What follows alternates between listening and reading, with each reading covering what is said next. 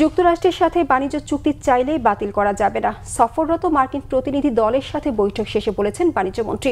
সচিবালয়ে বাণিজ্যমন্ত্রী খন্দকার আব্দুল মুকতাদিরের সাথে সাক্ষাৎ করেন যুক্তরাষ্ট্রের assistant trade representative for south and central Asia Brendan লিঞ্চের নেতৃত্বে প্রতিনিধি দল।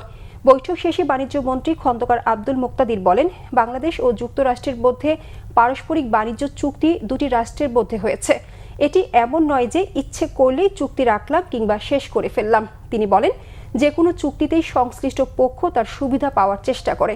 কিছু কিছু ধারা এক পক্ষের অনুকূলে থাকে, আবার কিছু কিছু অন্য পক্ষের অনুকূলে থাকে। এ দুইয়ের সম্মেলনে উভয় পক্ষের জন্য উইন উইন সিচুয়েশন তৈরির চেষ্টা হয়। বাণিজ্যমন্ত্রী বলেন, বাংলাদেশ ও যুক্তরাষ্ট্রের মধ্যে পারস্পরিক বাণিজ্য চুক্তি একটি বাস্তবতা। উত্তরাধিকার সূত্রে এটি পেয়েছে বর্তমান সরকার। বাংলাদেশের অনুকূলে চুক্তিটিকে কাজে লাগানোই হবে আগামী দিনের প্রচেষ্টা। খন্দকার আব্দুল মুকতাদির বলেন, দেশের স্বার্থের অনুকূলে যায় এমন কাজই করবে সরকার।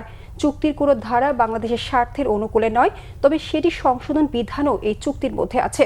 চুক্তি নিয়ে অহেতুক আতঙ্কিত না হওয়ার অনুরোধ বাণিজ্যমন্ত্রীর।